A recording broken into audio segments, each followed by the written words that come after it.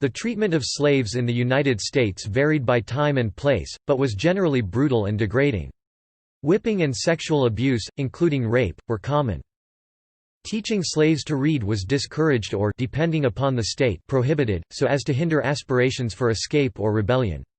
In response to slave rebellions such as the Haitian Revolution, the 1811 German Coast Uprising, a failed uprising in 1822 organized by Denmark Vesey, and Nat Turner's Slave Rebellion in 1831, some states prohibited slaves from holding religious gatherings without a white person present, for fear that such meetings could facilitate communication and lead to rebellion.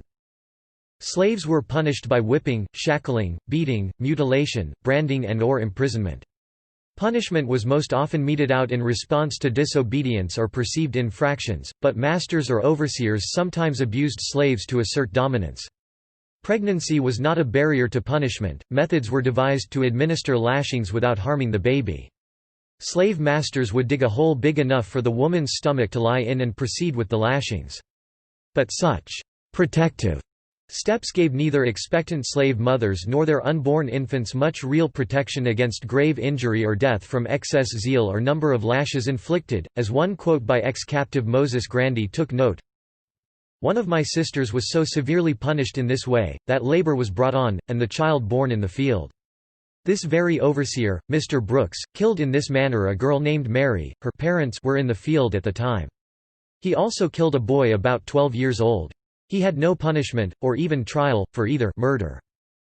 The mistreatment of slaves frequently included rape and the sexual abuse of women.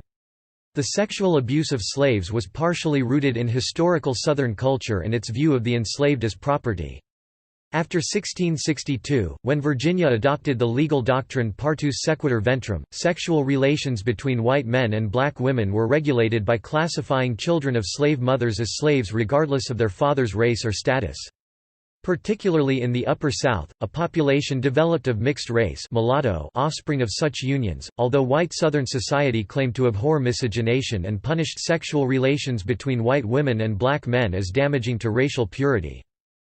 Frederick Law Olmsted visited Mississippi in 1853 and wrote, "A caste mass of the slaves pass their lives, from the moment they are able to go afield in the picking season till they drop worn out in the grave, in incessant labor, in all sorts of weather, at all seasons of the year, without any other change or relaxation than is furnished by sickness, without the smallest hope of any improvement either in their condition, in their food, or in their clothing, which are of the plainest and coarsest kind, and indebted solely to the forbearance or good temper of the overseer for exception from terrible physical suffering."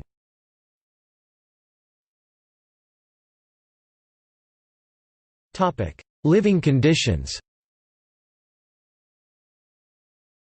An 1850 publication provided slaveholders with guidance on how to produce the ideal slave, maintain strict discipline and unconditional submission, create a sense of personal inferiority, so that slaves know their place, instill fear, teach servants to take interest in their master's enterprise, deprive access to education and recreation, to ensure that slaves remain uneducated, helpless, and dependent.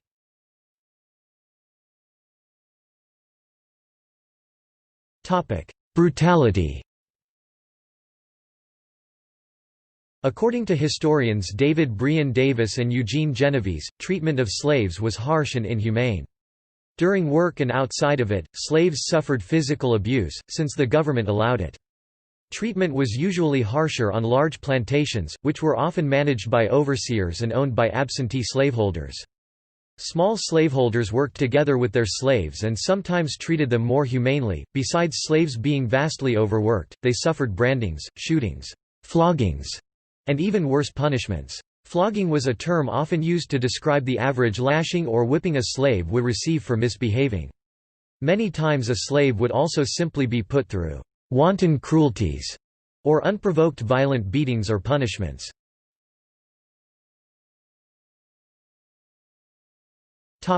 Humane treatment. After 1820, in response to the inability to legally import new slaves from Africa following prohibition of the international slave trade, some slaveholders improved the living conditions of their slaves, to influence them not to attempt escape. Some slavery advocates asserted that many slaves were content with their situation. African American abolitionist J. Sella Martin countered that the apparent contentment was a psychological reaction to dehumanizing brutality, such as witnessing their spouses sold at auction or their daughters raped.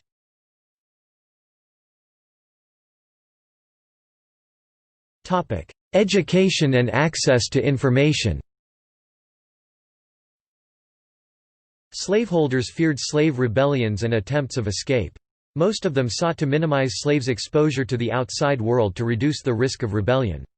The desired result was to eliminate slaves' dreams and aspirations, restrict access to information about other slaves and rebellions, and stifle their mental faculties. Education of slaves was generally discouraged for fear that knowledge and literacy would cause rebelliousness, as they might learn of the abolitionist movement and of the existence, in more northern states, of substantial groups of free Negroes. See education during the slave period. During the mid-19th century, some states prohibited the education of slaves.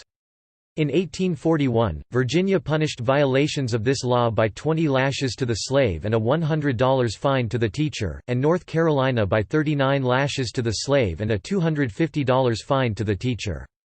In Kentucky, education of slaves was legal but almost non-existent. Some Missouri slaveholders educated their slaves or permitted them to do so themselves. In Utah, slave owners were required to send black slaves to school for 18 months between the ages of 6 and 20 years and Indian slaves for 3 months every year.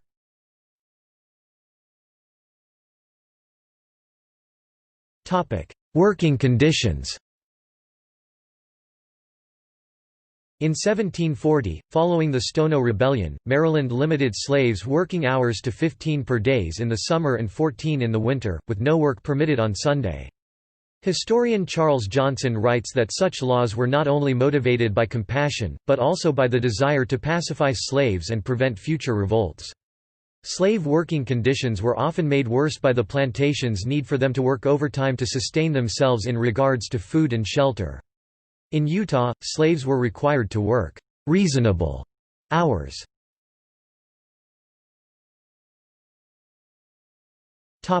Medical treatment. The quality of medical care to slaves is uncertain. Some historians conclude that because slaveholders wished to preserve the value of their slaves, they received the same care. Others conclude that medical care was poor. A majority of plantation owners and doctors balanced a plantation need to coerce as much labor as possible from a slave without causing death, infertility, and a reduction in productivity. The effort by planters and doctors to provide sufficient living resources that enabled their slaves to remain productive and bear many children, the impact of diseases and injury on the social stability of slave communities, the extent to which illness and mortality of subpopulations in slave society reflected their different environmental exposures and living circumstances rather than their alleged racial characteristics. Slaves may have also provided adequate medical care to each other. Previous studies show that a slave owner would care for his slaves through only prudence and humanity. Although conditions were so harsh for slaves, many slave owners saw that it was in their best interest financially to see that each slave stayed healthy enough to maintain an active presence on the plantation. An ill slave meant less workforce for the plantation, which coerced some plantation owners to regularly have medical doctors monitor their slaves in an attempt to keep them healthy. Other slave owners wishing to save money would often rely on their own self-taught remedies combined with any helpful knowledge of their wives to help treat the sickly. Older slaves and oftentimes grandparents of slave communities would pass down useful medical skills and remedies as well. Also, large enough plantations with owners willing to spend the money would often have specific infirmaries built to deal with the problems of slaves' health. According to Michael W. Bird, a dual system of medical care provided poorer care for slaves throughout the South, and slaves were excluded from formal medical training. This meant that slaves were mainly responsible for their own care, a health subsystem that persisted long after slavery was abolished. Slaves took such an active role in the health care of their community that in 1748 Virginia prohibited them from advertising certain treatments. Medical care was usually provided by fellow slaves or by slaveholders and their families, and only rarely by physicians. Care for sick household members was mostly provided by women. Some slaves possessed medical skills, such as knowledge of herbal remedies and midwifery, and often treated both slaves and non-slaves. Covey suggests that because slaveholders offered poor treatment, slaves relied on African remedies and adapted them to North American plants. Other examples of improvised health care methods included folk healers, grandmother midwives, and social networks such as churches, and, for pregnant slaves, female networks. Slave owners would sometimes also seek healing from such methods in times of ill health. In Missouri, slaveholders generally provided adequate health care to their slaves, and were motivated by humanitarian concerns, maintenance of slaves' productivity, and protection of the owner's investment. Researchers performed medical experiments on slaves without consent, and frequently displayed slaves to illustrate medical conditions.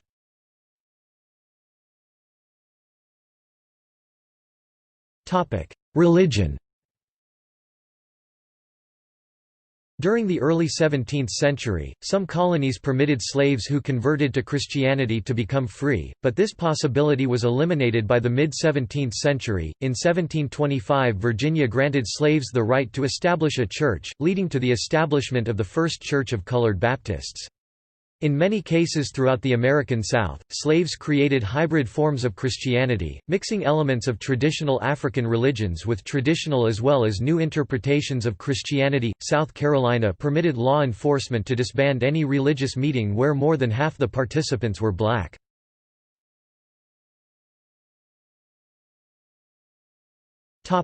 Earnings and possessions. Masters commonly paid slaves small bonuses at Christmas, and some slaveholders permitted them to keep earnings and gambling profits. One slave, Denmark Vesey, bought his freedom with a lottery prize. Slaves were often given low-quality goods by their masters, clothes made from rough cloth and shoes from old leather.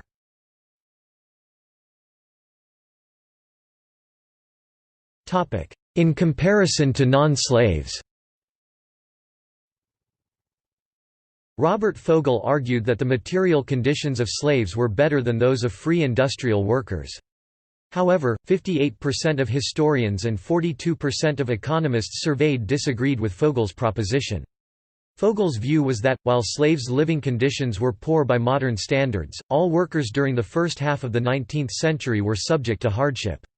He further stated that over the course of their lifetime, a typical slave field hand received about 90% of the income he produced. Slaves were legally considered non-persons unless they committed a crime. An Alabama court ruled that slaves are rational beings, they are capable of committing crimes, and in reference to acts which are crimes, are regarded as persons.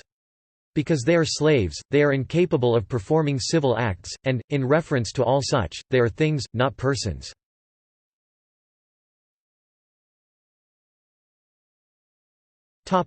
Punishment and abuse. Slaves were punished by whipping, shackling, hanging, beating, burning, mutilation, branding, rape, and imprisonment. Punishment was often meted out in response to disobedience or perceived infractions, but sometimes abuse was performed to reassert the dominance of the master or overseer over the slave. They were punished with knives, guns, field tools and nearby objects. The whip was the most common instrument used against a slave, one said. "The only punishment that I ever heard or knew of being administered slaves was whipping." Although he knew several who were beaten to death for offenses such as sassing a white person, hitting another Negro, fussing, or fighting in quarters, slaves who worked and lived on plantations were the most frequently punished. Punishment could be administered by the plantation owner or master, his wife, children or most often the overseer or driver. Slave overseers were authorized to whip and punish slaves. One overseer told a visitor, "Some Negroes are determined never to let a white man whip them and will resist you. When you attempt it, of course you must kill them in that case." A former slave describes witnessing females being whipped. "They usually screamed and prayed, though a few never made a sound." If the woman was pregnant, workers might dig a hole for her to rest her belly while being whipped. After slaves were whipped, overseers might order their wounds be burst and rubbed with turpentine and red pepper. An overseer reportedly took a brick, ground it into a powder, mixed it with lard and rubbed it all over a slave. A metal collar was put on a slave to remind him of his wrongdoing. Such collars were thick and heavy, they often had protruding spikes which made fieldwork difficult and prevented the slave from sleeping when lying down. Lewis Kane, a former slave, describes seeing another slave punished. "One nigger run to the woods to be a jungle nigger, but massa cotched him with the dog and took a hot iron and brands him." Then he put a bell on him, in a wooden frame what slip over the shoulders and under the arms. He made that nigger wear the bell a year and took it off on Christmas for a present to him. It did make a good nigger out of him." Slaves were punished for a number of reasons: working too slowly, breaking a law, for example, running away, leaving the plantation without permission, or insubordination. Myers and Massey describe the practices. The punishment of deviant slaves was decentralized, based on plantations, and crafted so as not to impede their value as laborers. Whites punished slaves publicly to set an example. A man named Harding describes an incident in which a woman assisted several men in a minor rebellion. The women he hoisted up by the thumbs, whipped and slashed her with knives before the other slaves till she died. Men and women were sometimes punished differently. According to the 1789 report of the Virginia Committee of the Privy Council, males were often shackled but women and girls were left free. The branding of slaves for identification was common during the colonial era, however, by the 19th century it was used primarily as punishment. Mutilation, such as castration, or amputating ears, was a relatively common punishment during the colonial era and still used in 1830. Any punishment was permitted for runaway slaves, and many bore wounds from shotgun blasts or dog bites used by their captors. In 1717, Maryland law provided that slaves were not entitled to a jury trial for a misdemeanor, and empowered county judges to impose a punishment of up to 40 lashes.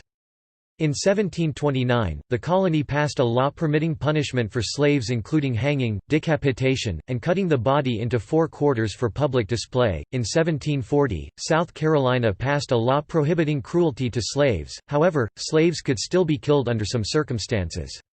The anti-cruelty law prohibited cutting out the tongue, putting out the eye, castration, scalding, burning, and amputating limbs, but permitted whipping, beating, putting in irons, and imprisonment. In 1852, Utah passed the Act in Relation to Service, which provided several protections for slaves. They were freed if the slave owner was found guilty of cruelty or abuse, or neglect to feed, clothe, or shelter the slave, or if there were any sexual intercourse between the master and the slave. The definition of cruelty was vague and hard to enforce, and in practice, slaves received similar treatment to those in the South.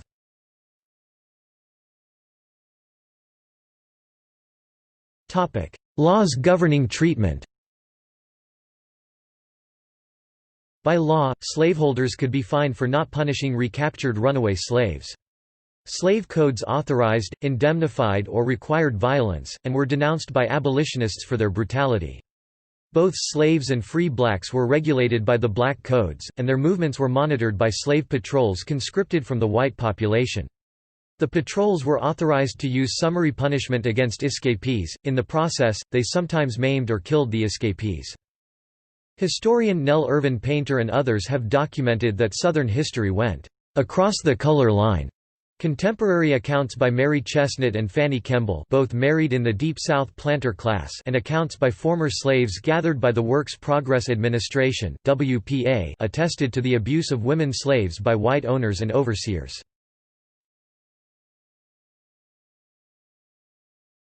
Topic: Slave codes. The slave-owning colonies had laws governing the control and punishment of slaves which were known as slave codes. South Carolina established its slave code in 1712, based on the 1688 English slave code in Barbados. The South Carolina slave code was a model for other North American colonies. In 1770, Georgia adopted the South Carolina slave code and Florida adopted the Georgia Code. The 1712 South Carolina Slave Code included the following provisions. Slaves were forbidden to leave the owner's property unless accompanied by a white person, or with permission. If a slave left the owner's property without permission, every white person was required to chastise them. Any slave attempting to run away and leave the colony, later, the state, received the death penalty. Any slave who evaded capture for 20 days or more was to be publicly whipped for the first offense, branded with an R on the right cheek on the second offense, lose one ear if absent for 30 days on the third offense, and castrated on the fourth offense. Owners refusing to abide by the slave code were fined and forfeited their slaves. Slave homes were searched every 2 weeks for weapons or stolen goods. Punishment escalated from loss of an ear, branding, and nose slitting to death on the fourth offense. No slave could work for pay, plant corn, peas or rice, keep hogs, cattle, or horses, own or operate a boat, buy or sell, or wear clothes finer than Negro cloth. The South Carolina Slave Code was revised in 1739, with the following amendments. No slave could be taught to write, work on Sunday, or work more than 15 hours per day in summer and 14 hours in winter. The willful killing of a slave was fined £700, and passion killing £350. The fine for concealing runaway slaves was $1,000 and a prison sentence up to 1 year. A fine of $100 and 6 months in prison were imposed for employing a freeman or slave as a clerk. A fine of $100 and 6 months in prison were imposed for selling or giving alcoholic beverages to slaves. A fine of $100 and 6 months in prison were imposed for teaching a slave to read and write. The death penalty was imposed for circulating incendiary literature. Freeing a slave was forbidden except by deed after 1820, only by permission of the legislature. Georgia required legislative approval after 1801. The slave codes in the tobacco colonies Delaware, Maryland, North Carolina and Virginia were modeled on the Virginia Code, established in 1667. The 1682 Virginia Code included the following provisions. Slaves were prohibited from possessing weapons. Slaves were prohibited from leaving their owner's plantation without permission. Slaves were prohibited from attacking a white person, even in self-defense. A runaway slave, refusing to surrender, could be killed without penalty.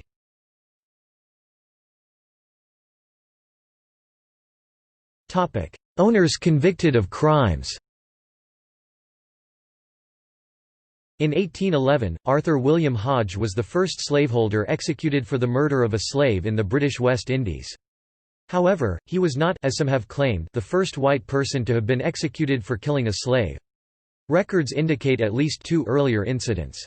On November 23, 1739, in Williamsburg, Virginia, 2 white men, Charles Quinn and David White, were hanged for the murder of another white man's slave. On April 21, 1775, the Virginia Gazette in Fredericksburg reported that a white man, William Pittman, was hanged for the murder of his own slave. Laws punishing whites for punishing their slaves were weakly enforced or easily avoided. In Smith v. Hancock, the defendant justified punishing his slave to a white jury. The slave was attending an unlawful meeting, discussed rebellion, refused to surrender, and resisted the arresting officer by force.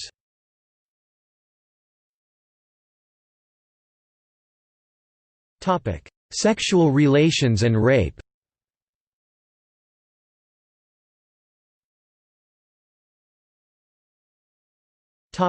Rape and sexual abuse. Slavery in the United States encompassed wide-ranging rape and sexual abuse. Many slaves fought back against sexual attacks, and some died resisting them, others were left with psychological and physical scars. Soul murder, the feeling of anger, depression and low self-esteem, is how historian Nell Irvin Painter describes the effects of this abuse, linking it to slavery. Slaves regularly suppressed anger before their masters to avoid showing weakness. Harriet Jacobs said in her narrative that she believed her mistress was jealous of her master's sexual interest in her, the reason she did not try to protect her. Victims of abuse during slavery may have blamed themselves for the incidents. Due to their isolation, rape laws in the South embodied a race-based double standard. Black men accused of rape during the colonial period were often punished with castration, and the penalty was increased to death during the antebellum period. However, white men could rape female slaves without fear of punishment. Men and boys were also sexually abused by slaveholders. Thomas Foster says that although historians have begun to cover sexual abuse during slavery, few focus on sexual abuse of men and boys because of the assumption that only enslaved women were victimized. Foster suggests that men and boys may have also been forced into unwanted sexual activity. One problem in documenting such abuse is that they, of course, did not bear mixed-race children. Both masters and mistresses were thought to have abused male slaves. Angela Davis contends that the systematic rape of female slaves is analogous to the medieval concept of droit du seigneur, believing that the rapes were a deliberate effort by slaveholders to extinguish resistance in women and reduce them to the status of animals. The sexual abuse of slaves was partially rooted in a patriarchal Southern culture which treated all women, black and white, as property. Although Southern mores regarded white women as dependent and submissive, black women were often consigned to a life of sexual exploitation. Racial purity was the driving force behind the Southern culture's prohibition of sexual relations between white women and black men. However, the same culture protected sexual relations between white men and black women. The result was a number of mixed-race mulatto offspring. Many women were raped, and had little control over their families. Children, free women, indentured servants and men were not immune from abuse by masters and owners. Nell Irvin Painter also explains that the psychological outcome of such treatment often had the same results: soul murder. Children, especially young girls, were often subjected to sexual abuse by their masters' children and relatives. Similarly, indentured servants and slave women were often abused. Since these women had no control over where they went or what they did, their masters could manipulate them into situations of high risk, for instance, forcing them into a dark field or making them sleep in their master's bedroom to be available for service. Free or white women could charge their perpetrators with rape, but slave women had no legal recourse, their bodies legally belonged to their owners. This record has also given historians the opportunity to explore sexual abuse during slavery in populations other than enslaved women.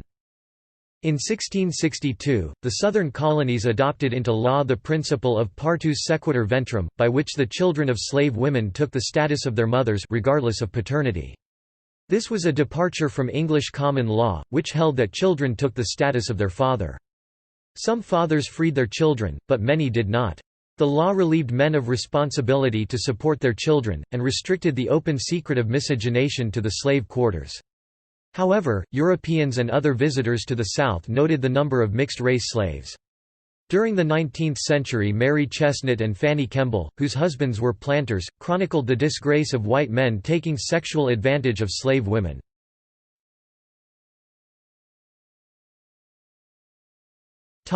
Resisting reproduction. Some women resisted reproduction in order to resist slavery. They found medicine or herbs to terminate pregnancies or practiced abstinence. For example, chewing on cotton root was one of the more popular methods to perform abortion and end a pregnancy. This method was often used as the plant was readily available, especially for the women who worked in cotton fields. Gossypol was one of the many substances found in all parts of the cotton plant, and it was described by scientists as poisonous pigment. It appears to inhibit the development of sperm or restrict the mobility of the sperm. Also, it is thought to interfere with the menstrual cycle by restricting the release of certain hormones. Women's knowledge of different forms of contraception helped them control some factors in their life. By resisting reproduction, enslaved women took control over their bodies and their lives.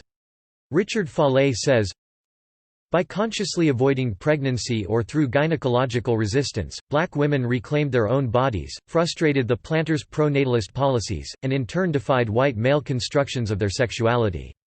Whether swallowing abortifacients such as calomel and turpentine or chewing on natural contraceptives like cotton roots or okra, slave women wove contraception and miscarriages through the dark fabric of slave oppositional culture. By using various ways to resist reproduction, some women convinced their masters they could not bear children. Deborah Gray White cites several cases of women who were considered by their masters to be infertile during slavery. These women went on to have several healthy children after they were freed. Other slave women used abstinence. Slave men and women appear to have practiced abstinence, often with the intention of denying their master any more human capital. It was not just women who resisted reproduction, in some instances men did also. An ex-slave, Virginia Yarbrough, explained how one slave woman persuaded the man that her master told her to live with to practice abstinence. After 3 months, the master realized that the couple were not going to produce any children, so he let her live with the man of her choice, and they had children. By abstaining from sexual intercourse, she was able to resist her master's wishes and live and have children with the man she loved.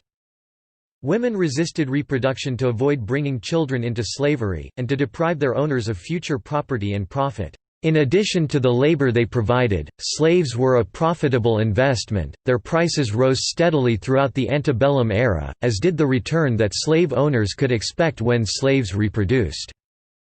Lisi M. Perrin writes, In avoiding direct confrontation, slave women had the potential to resist in a way which pierced the very heart of slavery by defying white slave owners the labor and profits that their children would one day provide.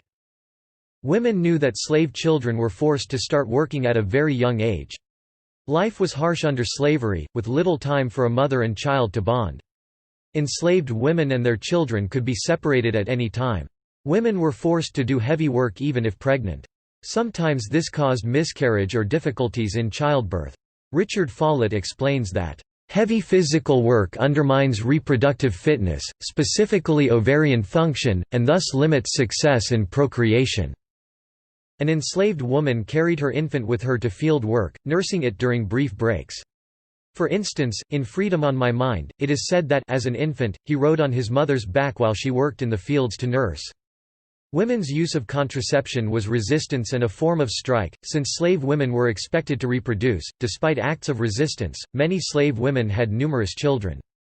Peter Kolchin notes that some historians estimate a birth rate of 7 children per slave woman during the antebellum era, which was an era of large families among free women as well.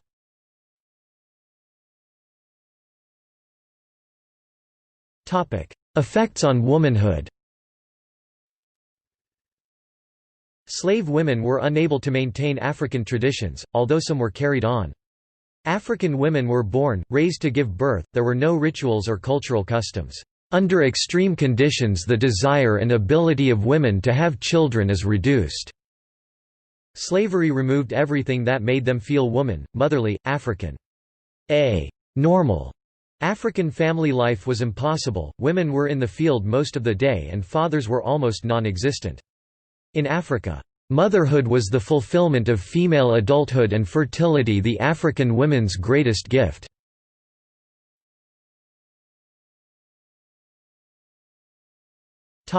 Slave breeding.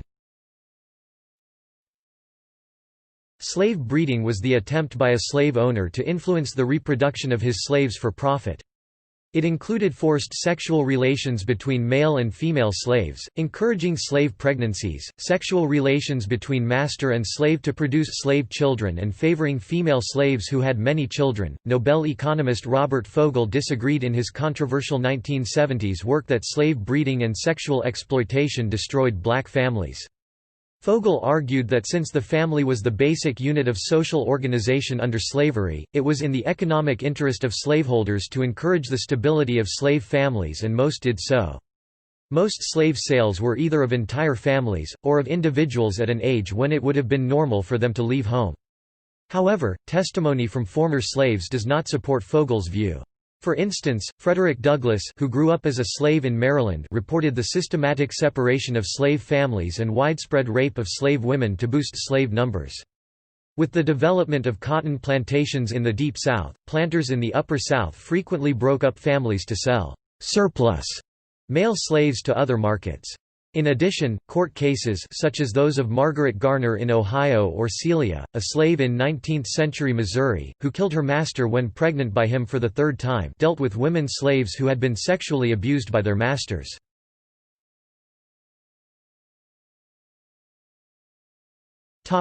Families. Slaves were predominantly male during the early colonial era, but the ratio of male to female slaves became more equal in later years. Under slavery, planters and other slaveholders owned, controlled and sold entire families of slaves. The slave population increased in the southern United States as native-born slaves produced large families. Slave women were at high risk for sexual abuse from slave owners and their sons, overseers, or other white men in power, as well as from male slaves. Slaves were at a continual risk of losing family members if their owners decided to sell them for profit, punishment, or to pay debts. Slaveholders also made gifts of slaves to grown children or other family members as wedding settlements. They considered slave children ready to work and leave home as young as age 12 or 14. A few slaves retaliated by murdering their owners and overseers, burning barns, and killing horses. But work slowdowns were the most frequent form of resistance and hard to control. Slaves also walked away, going to the woods or a neighboring plantation for a while. Slave narratives by escaped slaves published during the 19th century often included accounts of families broken up and women sexually abused. During the early 1930s, members of the Federal Writers Project interviewed former slaves and also made recordings of the talks, the only such records made. In 2007, the interviews were remastered, reproduced on CDs and published in book form in conjunction with the Library of Congress, Smithsonian Productions and a National Public Radio project. In the introduction to the Oral History Project, Remembering Slavery, African Americans talk about their personal experiences of slavery and emancipation. The editors wrote, "As masters applied their stamp to the domestic life of the slave quarter, slaves struggled to maintain the integrity of their families. Slaveholders had no legal obligation to respect the sanctity of the slave's marriage bed, and slave women—married or single, had no formal protection against their owners' sexual advances. Without legal protection and subject to the master's whim, the slave family was always at risk." The book includes a number of examples of enslaved families who were torn apart when family members were sold out of state, and accounts of sexual violation of enslaved women by men in power.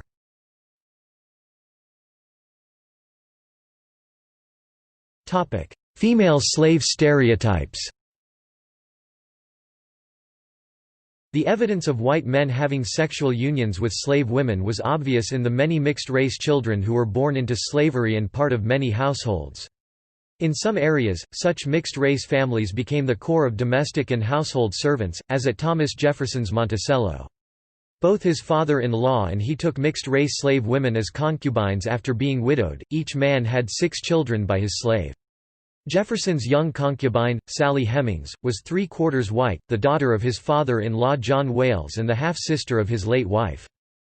By the 19th century, popular Southern literature characterized female slaves as lustful and promiscuous Jezebels, who shamelessly tempted white owners into sexual relations. This stereotype of the promiscuous slave was partially motivated by the need to rationalize the obvious sexual relations that took place between female slaves and white males, as evidenced by the children. The stereotype was reinforced by female slaves working partially clothed, due to the hot climate. During slave auctions, females were sometimes displayed nude or only partially clothed. Edward Ball, in his Slaves in the Family 1995, noted that it was more often the planters' sons who took advantage of slave women before their legal marriages to white women, than did the senior planters.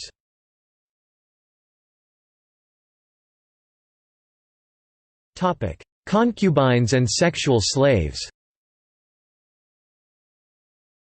Many female slaves, known as fancy maids, were sold at auction into concubinage or prostitution, which was called the fancy trade.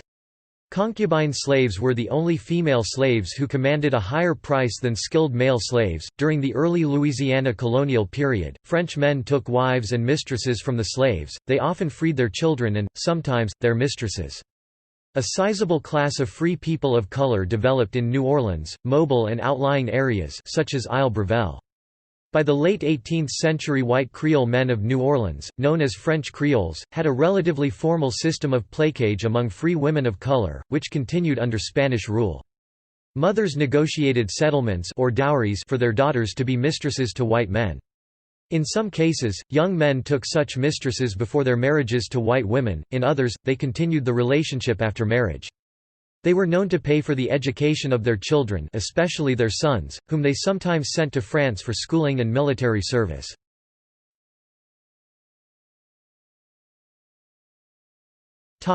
Anti-miscegenation sentiment. There was a growing feeling among whites that miscegenation was damaging to racial purity. Some segments of society began to disapprove of any sexual relationships between blacks and whites, whether slave or free, but particularly between white women and black men. In Utah, sexual relationships with a slave resulted in the slave being freed.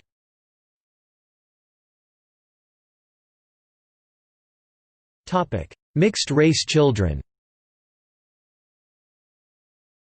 The children of white fathers and slave mothers were mixed-race slaves, whose appearance was generally classified as mulatto. This term originally meant a person with white and black parents, but then encompassed any mixed-race person.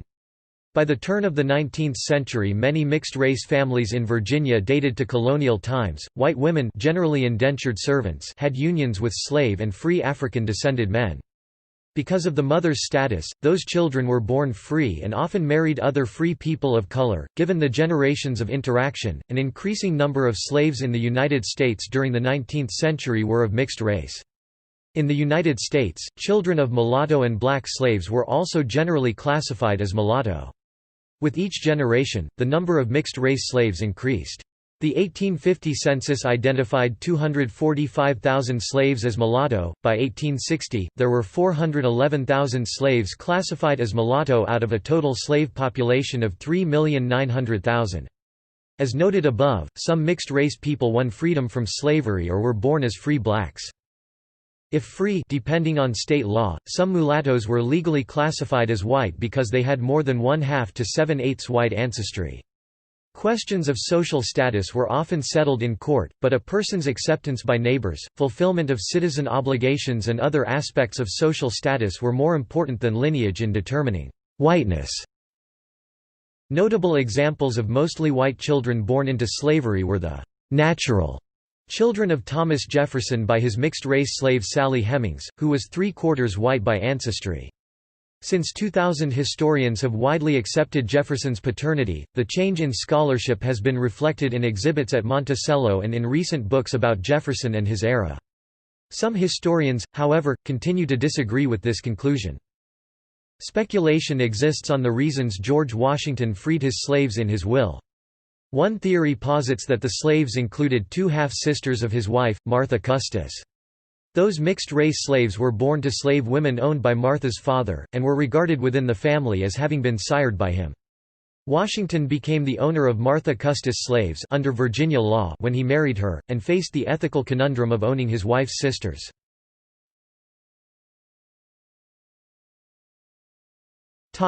Relationship of skin color to treatment. As in Thomas Jefferson's household, the use of lighter-skinned slaves as household servants was not simply a choice related to skin color. Sometimes planters used mixed-race slaves as house servants or favored artisans because they were their children, or otherwise relatives. 6 of Jefferson's later household slaves were the grown children of his father-in-law John Wales and his slave mistress Betty Hemings. Half-siblings of Jefferson's wife Martha, they were inherited by her with Betty Hemings and other slaves a year after her marriage to Jefferson following the death of her father. At that time, some of the Hemings-Wales children were very young. Sally Hemings was an infant. They were trained as domestic and skilled servants, and headed the slave hierarchy at Monticello. Since 2000, historians have widely accepted that the widowed Jefferson had a nearly 4-decade relationship with Sally Hemings, the youngest daughter of Wales and Betty. It was believed to have begun when he was U.S. minister in Paris, and she was part of his household. Sally was nearly 25 years younger than his late wife. Jefferson had 6 children of record with her, 4 of whom survived. Jefferson had his 3 mixed-race sons by Hemings trained as carpenters, a skilled occupation, so they could earn a living after he freed them when they came of age. 3 of his 4 children by Hemings, including his daughter Harriet, the only slave woman he freed, passed into white society as adults because of their appearance. Some historians disagree with these conclusions about Jefferson's paternity. See Jefferson-Hemings controversy. Planters with mixed-race children sometimes arranged for their education, occasionally in northern schools, or apprenticeship in skilled trades and crafts. Others settled property on them, or otherwise passed on social capital by freeing the children and their mothers. While fewer in number than in the Upper South, free blacks in the Deep South were often mixed-race children of wealthy planters and sometimes benefited from transfers of property and social capital. Wilberforce University, founded by Methodist and African Methodist Episcopal (AIM) representatives in Ohio in 1856 for the education of African American youth, was during its early history largely supported by wealthy Southern planters who paid for the education of their mixed-race children. When the American Civil War broke out, the majority of the school's 200 students were of mixed race and from such wealthy Southern families. The college closed for several years before the AIM Church bought and operated it.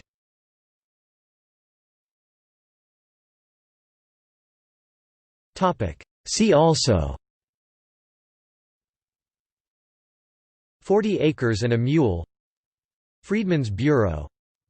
Lumpkins jail, sexual slavery, slave iron bit.